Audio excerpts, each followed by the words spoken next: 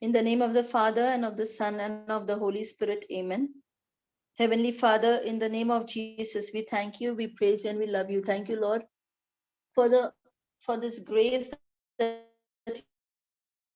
you have bestowed on us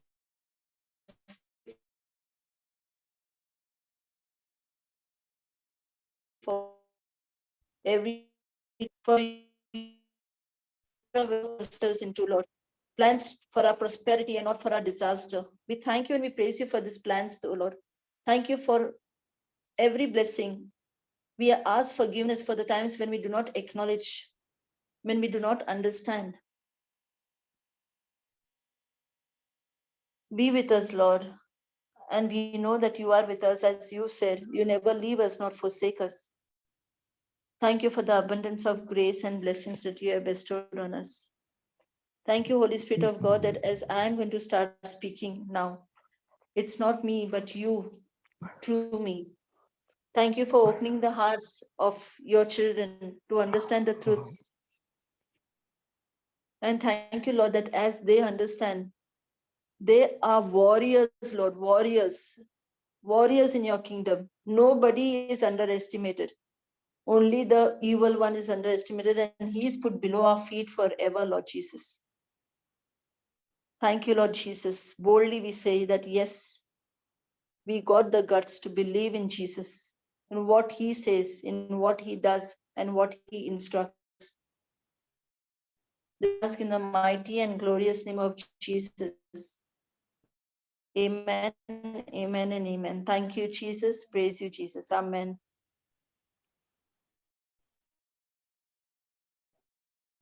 Yeah, so teaching to me, and as it is said, it is Matthew chapter 10. It starts from verse 34 onwards. This is what Jesus is saying. But do not suppose that I have come to bring peace to the earth. I did not come to bring peace, but a sword. For I have come to turn a man against his father, a daughter against her mother, a daughter-in-law against her mother-in-law. A man's enemies will be the members of his own household. Can you all see this, what Jesus is saying? So now Jesus is saying that whoever, don't think that I am come to bring peace. Now, can you beat this, that Jesus is saying such words? Jesus, the one, the Prince of Peace, the one who came to give us peace, the one who came to die for us, the one who came to take away our sins, the one who came to take away our curse. He is saying this. And many of them get devoured, get deceived. I'm telling you, many of them get deceived by the evil one when they come across this scripture, and now they feel that when I'm against my mother, when I'm against my father, when I'm against my daughter-in-law, when I'm against my mother-in-law, it is legal under the Bible. Because the Bible says it. Because Jesus himself said that I am come not to bring peace, but to bring a sword. Sword in between the relationships. And now this verse, when the evil one shows somebody, they are free to do anything. And now they say, I can go against my mother-in-law, I can go against my daughter-in-law. Without understanding. That's why we need to ask the Holy Spirit, give us that wisdom, bless us with the wisdom, and help us to reveal what is God's actual plan in these verses. What does he mean to say? Why did he say like this? Even in the Bible, there is a verse which says that Judas went and hanged himself. You know, many people, they have one tendency that when I open the Bible, whatever comes in front, whatever comes before me, That is it. God is speaking through me, to me, through that scripture. Okay? The moment they opened the Bible to that particular verse where Judas went and hanged himself, now tell me, what is God speaking? When they open the verse to the verse of when Jesus tells go the cockroach will deceive the people thinking. Now what is the devil deceiving them? That is written in the Bible, it's legal. You can go and hang yourself. Come on, go.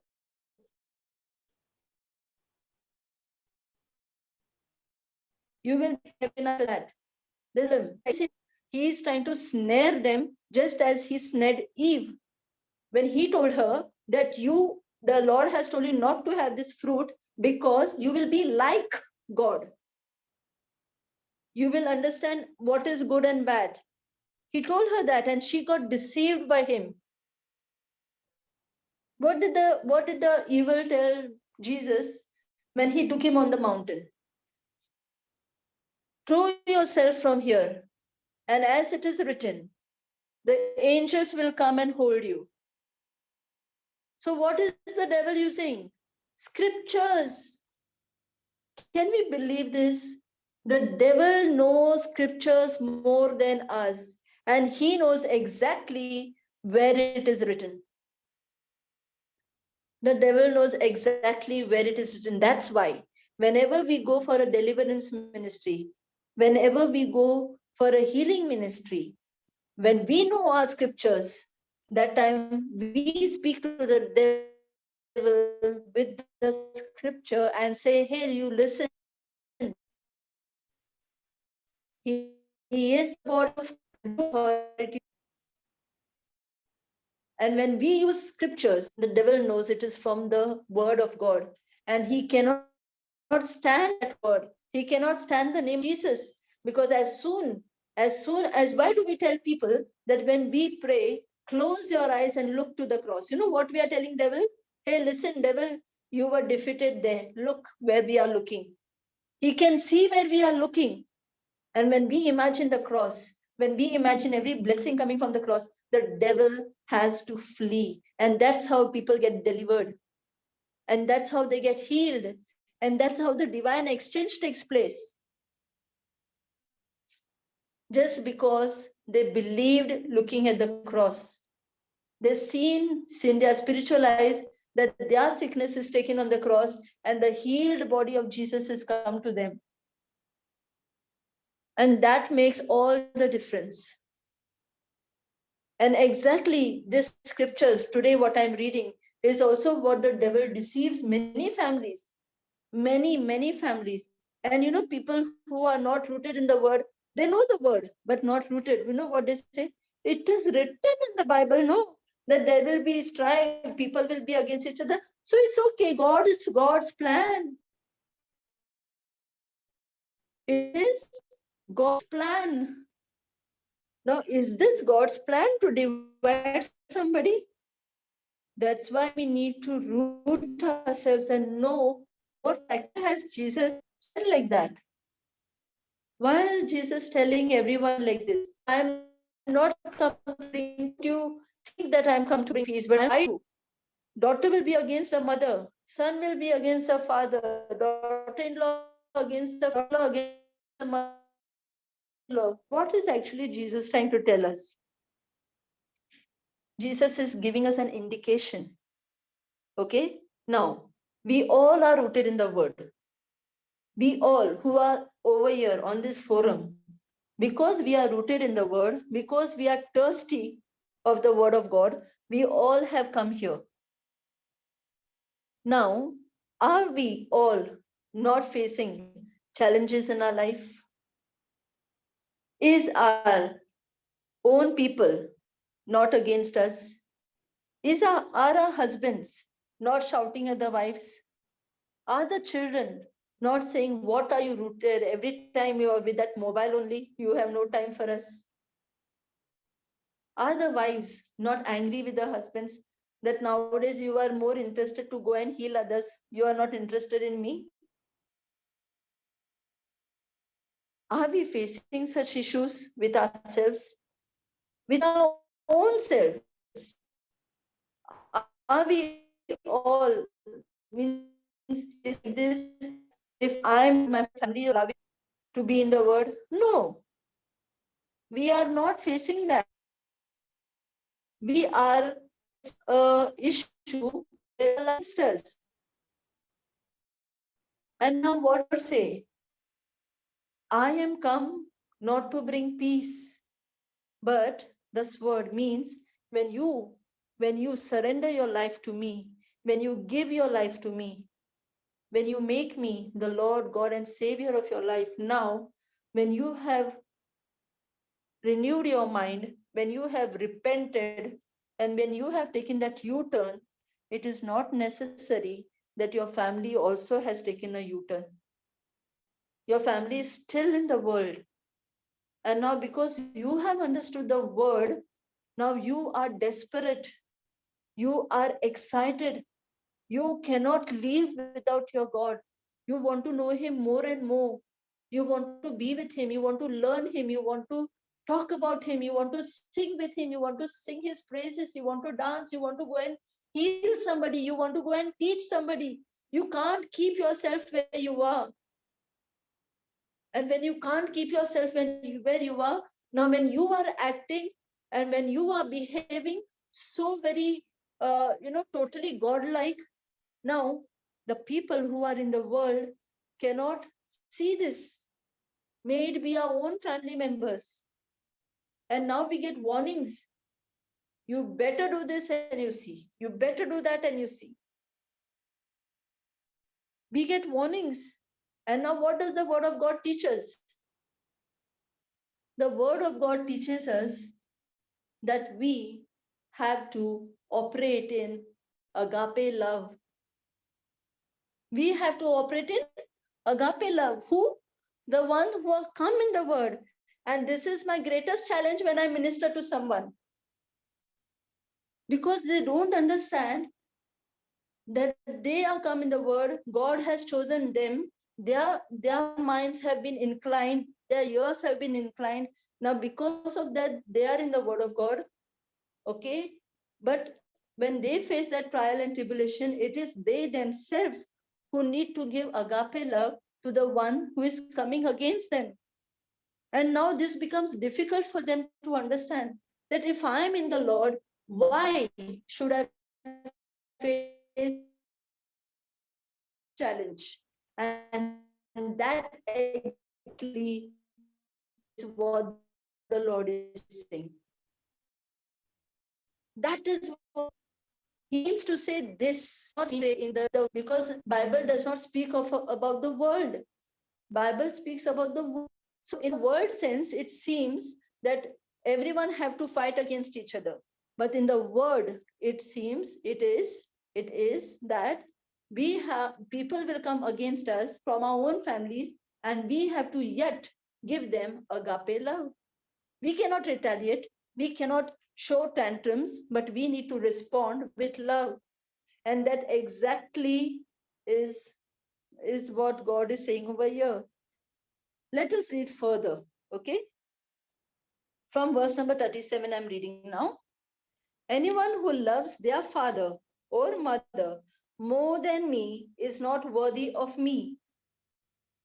Anyone who loves their daughter or their son more is not worthy of me. Whoever does not take up their cross and follow me is not worthy of me. Whoever finds their life will lose it, and whoever loses their life for my sake will find it. So, anyone who loves their father or mother more than me is not worthy of me. Who has brought us into this world?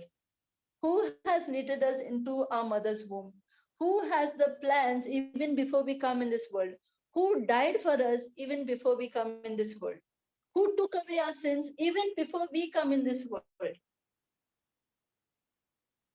So when the Lord is saying that when you leave me and now you have made your idol, what is the meaning of an idol? Idol is not a statue. Many people think that an idol is a statue. And that's why people who are gone to other denominations, they are against the Catholic Church. They think that we are worshipping idols. No, we are not worshipping idols. It is only a form put over there for a remembrance to us that Jesus was there in the world in this form sometime. It is only put for us as a remembrance. When we look at that structure, we feel that the Lord is there in person. Now we know him in spirit.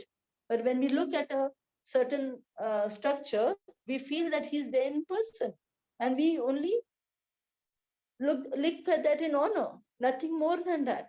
But the real idol of the world is when you look upon something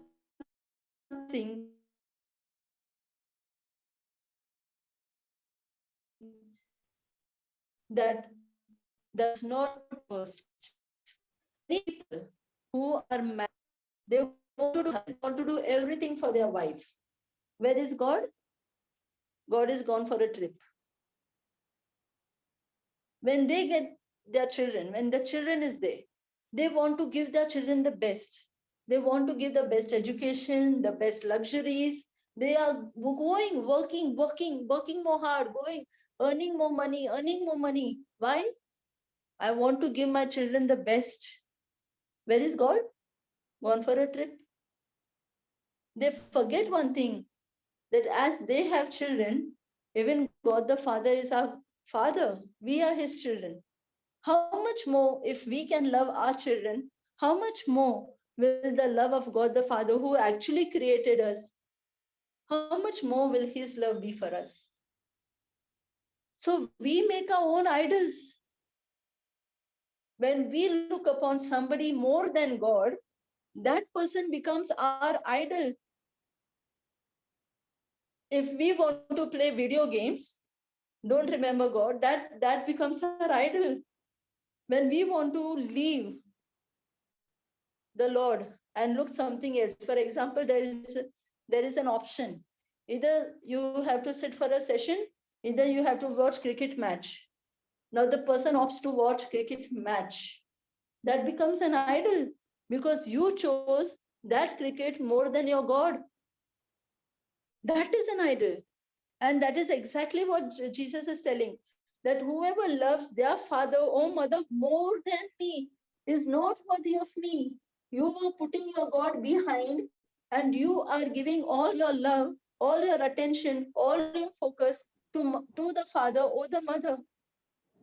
At the same time, remember this, at the same time, he has also said, you have to love your parents. At the same time, the Lord has said, you have to love your parents, and that children who take care of their parents live a long life. They are blessed with long lives. So if the Lord has said that, and if the Lord is saying this, there is a difference. When He has told us to take care of our parents, and children who take care of their parents live long lives, means it's a blessing coming to us because we honor our parents. But if we give them all the attention, if we give them everything, and now we say, no, there is no God, only my God is my mother, my God is my father, I will listen only to my mother. Some people say that, in the world they say, Bhagwan bhi aake bolega na, main nahi karega. This is a very famous dialogue, especially in Hindi films and all. And then the world listens to this, and the world also says this. So where are you putting your God? What are you actually trying to do with your God? Means he actually, you are treating him like he is nowhere and he is nothing. So that is what it is, idols.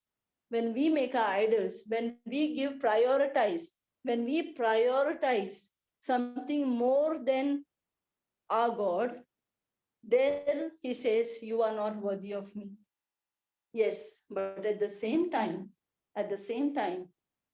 when I love my husband, even if he's against me, when I love my husband, even if he's giving me bad words, when I love my husband, even if he's beating me, okay, now what am I doing?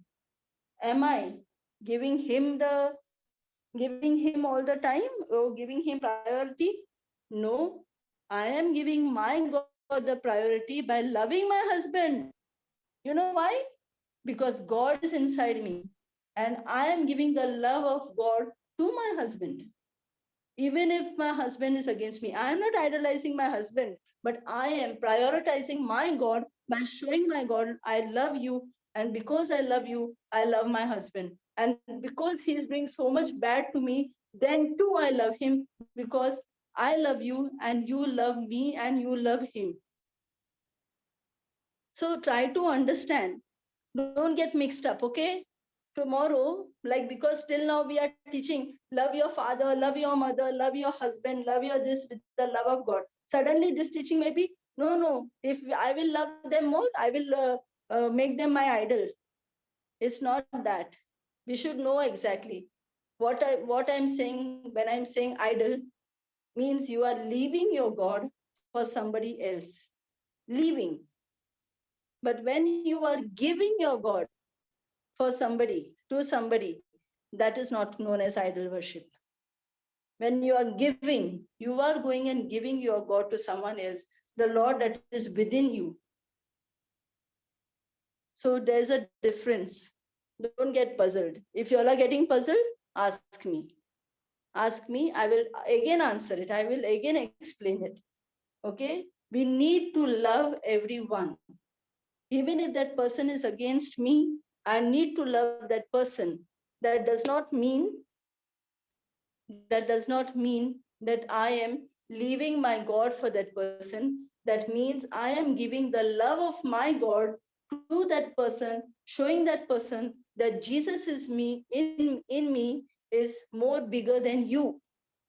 Greater is he that is in me than he that is in the world. Okay? That is when I'm giving. And now, if I'm trying to ignore my God, ignore my prayers, ignore my mass, ignore my rosaries, ignore everything for one person and go and do, suppose if there is, for example, let us take an example of distraction. We learned distraction, right? We learned about distraction. Now, you are in the church. The priest is speaking from there, but you are not paying attention. Your attention is on the meat shop. After the mass, I have to go and buy meat. After the meat, I have to go and cook. After cooking, my relatives will come. And after they come, I have to feed them. What became your idol? That work became your idol. Because you left your God. You left him halfway only. And you are gone already in your imagination somewhere else. And the meat is cooked also. So that is an idol. And that is exactly what Jesus is telling us. That if you make that, if you worthy that more than me, then you are not worthy of me. That is the exact meaning of what he says that. Okay? Further, further he says, and that we know about this, right? And whoever loves their son and daughter more than me, not worthy. Now, see at the 38th verse. Whoever does not take up their cross and follow me is not worthy of me. Now, what's this? Whoever take up their cross and follow me, whoever does not take up their cross, whoever does not take up their cross and follow me is not worthy of me. You are getting a lot of, uh, as I said, your own people must be maybe coming against you. Your own people may be not liking you, every time in the word. Okay, every time you are in the word, every time you are only doing God, God, God, God. Okay, your own people must be not liking. Your own people must be saying a lot. Your own people must be saying, come on, leave it now. I'm tired looking at you. Every time you're talking of God, come on, leave it, leave that topic for once and for all now. Okay? Now what happens to you? Now how will you show your Lord? What will you do? Now in this case, okay? In this case, when we come, and why am I taking family's name? Because we face challenges only where family is concerned. And somebody else, we can just ignore them. Baba, okay, you're fine. You don't like it, no? You can go to your home, no problem. You can go to your home. But you can't tell your family member, no, go to somebody else's home. You have to deal with them. So now, when you have to give love to your own person, to your own family, even when they don't like you doing that, okay? Yet you are listening to them. You are obeying them. Okay? Now you are stopping to listen to sessions. Why? Because my husband does not like it. My children don't like it. They are saying that I'm only with the mobile. I'm only with the YouTube. So they don't like it. Okay? And now because of that, they are against me. Now, when anybody has told me this, I have always told that person, okay, for some days, just be calm. Just don't be on the YouTube. Whatever you have learned, you can always talk to your God. Be with your children. Be with your husband. Give them that agape love. Show them that they are also having that only same love that you are having the same love that you are having for your God. Show them that love of God. Be with them. And when they do that, when they have to stop, even if they don't like, okay, even if they don't like to stop it, then too they stop listening to sessions. Even if they don't like to do something, now they are doing why? They're doing it for the family. They're doing it for the benefit of their husbands or their children or their in-laws or their parents. Okay? If they are doing it for them, and now they are taking the Lord and saying, Lord, I'm lifting this up to you.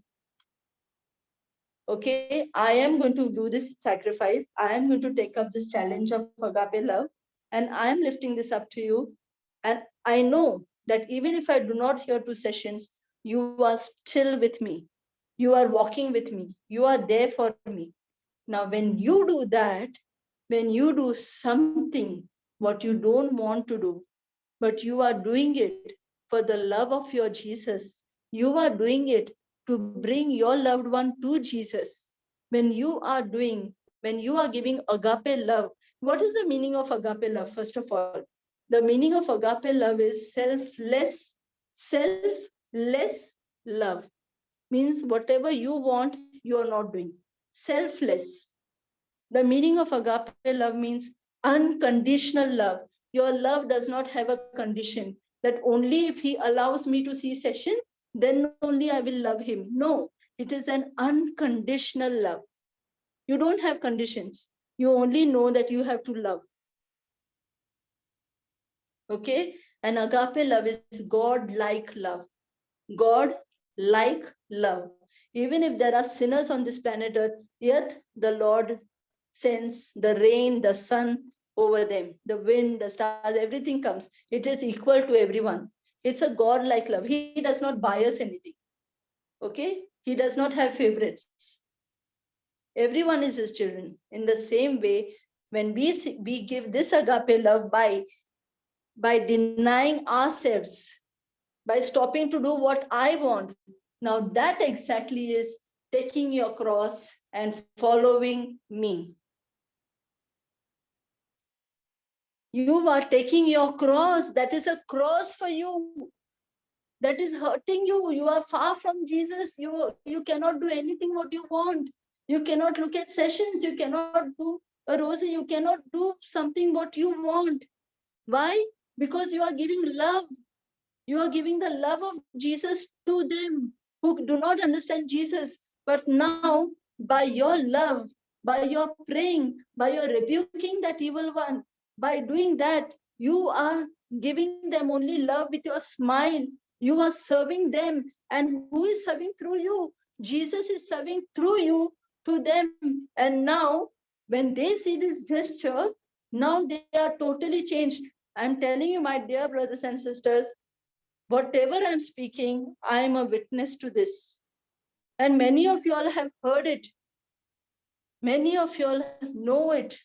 When I came in the word and I became mad, I was totally taken up by the teachings. I said, no, I never knew this. Wow.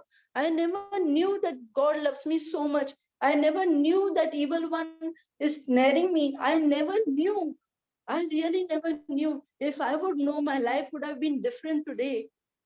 I never knew. And I wanted to learn more and more and more. I wanted to eat. How much I was so crazy that even while sleeping, I wanted to hear sessions. I was looking for chances. When is my husband sleeping? When I'm putting my that earplugs and hearing, I didn't want to sleep also. I had gone mad. When my husband saw this, he got mad. He said, what has happened to you?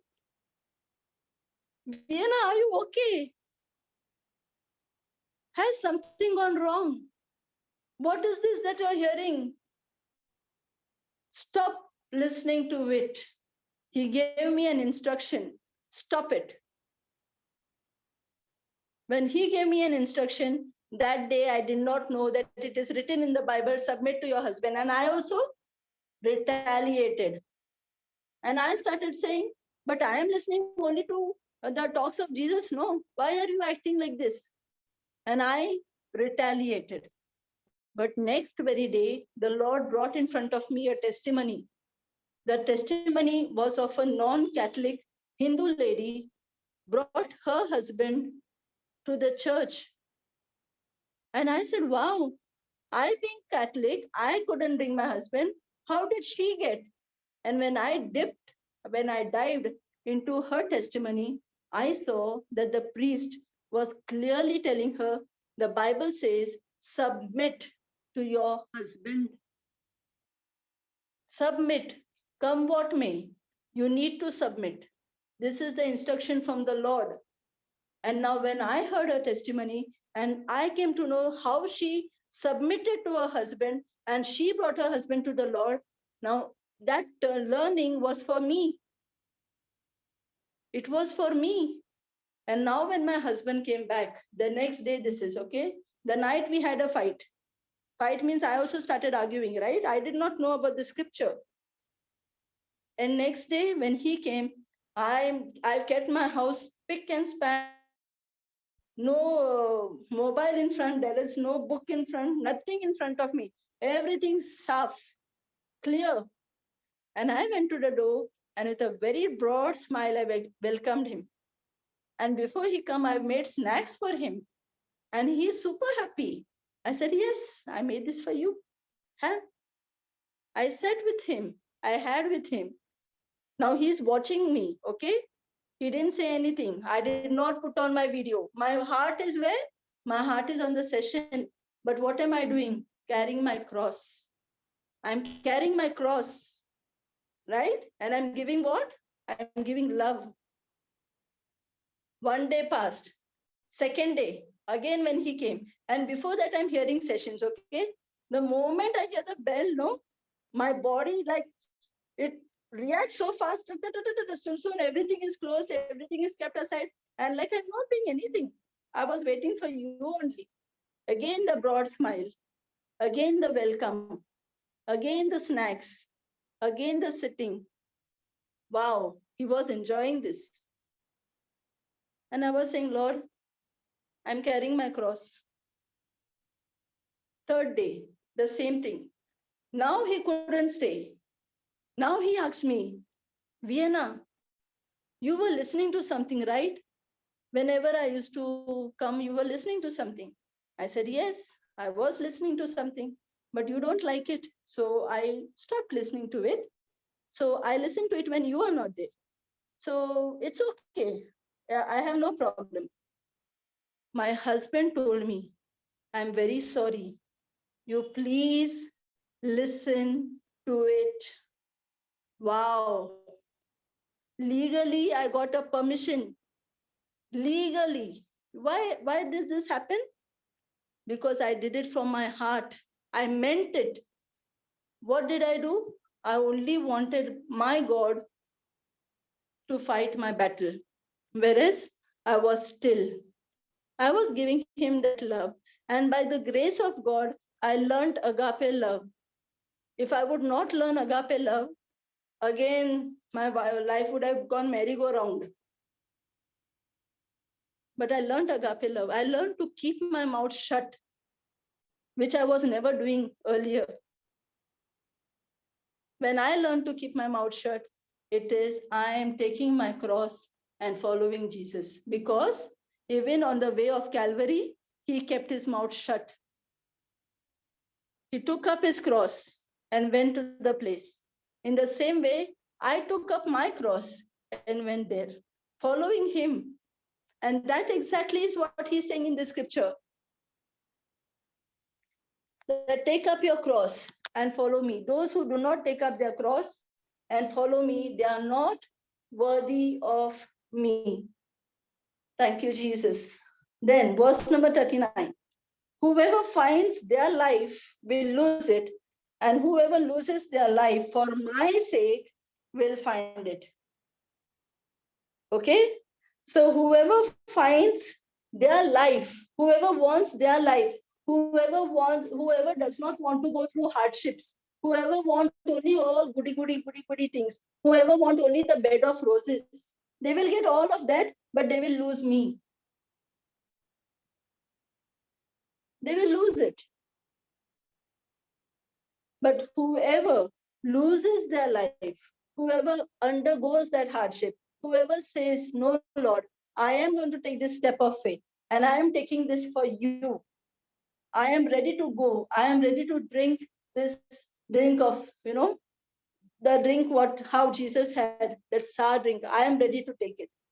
I am ready to go through it. And now Jesus says, whoever loses their life for my sake. For my sake. It is a very big word. Huh? It is not a small word. This for my sake is not just to say. We know the meaning very well. Let us compare this meaning in the world. When we love our husband, when we love our children, when we love our parents, what do we say? What do we say? Suppose if somebody is not getting a leave, but we say, sir, I want to go home because I want to go for my parents' sake. It is their anniversary. I want to go for their sake. Why? It is the love that you have for your parents. A father is working overtime in the office. Why is he working overtime? For my child's sake, for his future sake. He wants a bike for that sake. A wife, a mother is tired. She cannot do more. Her body has given up, but yet she is awake in the night. She is working in the kitchen. Why? Tomorrow there is a family function. People will come home. So for my husband's sake, for my child's sake, I'm doing it. Though I'm given up, though I'm tired, that is known as for the sake of someone, I am doing it. And that is exactly what Jesus is saying. Whoever loses their life for my sake, if you have kept your Lord before you, and you are doing something that it's hurting you, you cannot do it, yet you're saying, Jesus, I am doing it for you, I will do it for you. If you have to say sorry to somebody, even if you are not in fault, that is you are doing for your God's sake. That is the meaning of his sake. You are not in any fault, yet somebody has blamed you and you are saying, I'm sorry.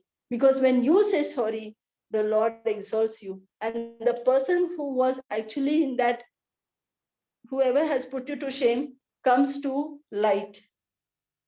And now, when they come to know that it was not your mistake, then too you kept quiet, you are exalted.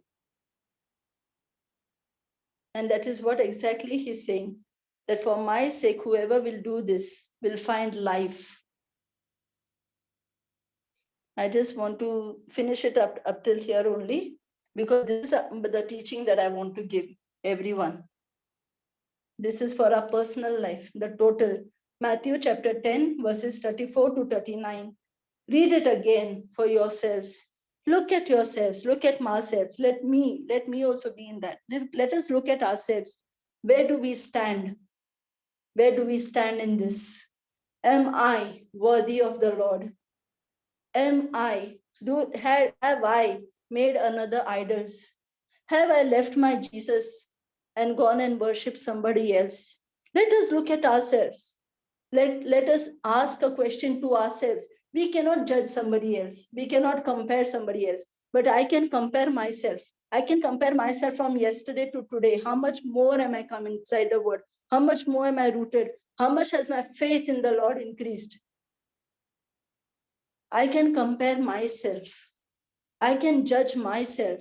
I can be a better person than yesterday till today. I can be a more better person tomorrow.